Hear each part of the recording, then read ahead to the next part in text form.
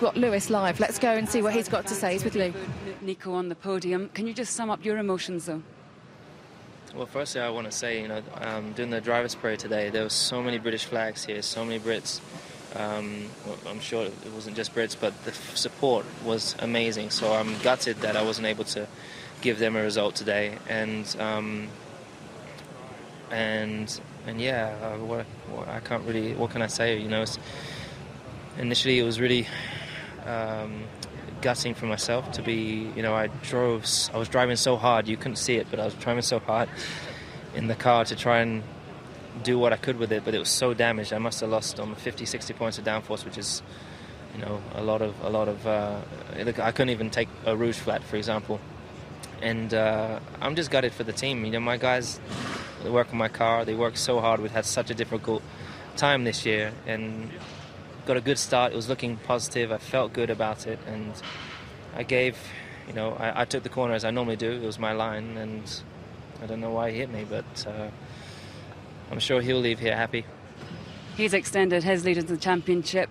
Do you speak to him now? How big a moment is this in the championship? You were upset after Monaco. Is this worse? I wouldn't say it's worse. It can't get really much worse than Monaco was, but it's not good. And that is 30 points. It took me a long time to regain 30 points last time. You saw in Silverstone that it can change very quickly, but if you notice, his car very rarely stops. So it's looking good for him for this season now. In terms of you wanting to stop, I think you stayed out there 20 laps after you first asked the team to come in. What were the benefits of staying out there today? Have the team explained that to you? Well, the team, and I, whilst I was driving, I wasn't giving up, but I knew that, Romain Grosjean, for example, who's much, much slower than us, I was chasing him and I couldn't catch him. And when I did, I struggled to stay behind him because the car was so unbalanced. And then, so I'm thinking to myself, in the last race, I lost an engine because it was on fire. So I'm one engine down on Nico's allocation, which means that I'm going to be a little bit more tighter on laps that I have for practice and for the next races. So I'm thinking to myself, let's save this engine, because even if the safety car comes out, I'm going to struggle to pass the Saubers, and because Sutil was pulling away. So I was just thinking, for the long haul, just let's save this engine. It's not a good result to not finish, but that was my thought.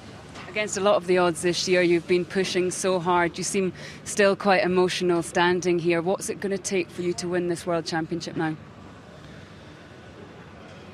Well, there's a lot of things going on in my mind, and of course you get to thinking that maybe it's just not my year, but I can't let that overtake everything. There's still 7 races. I'm going to push. We've got a great car, we've got a great team, and and I believe in them. I just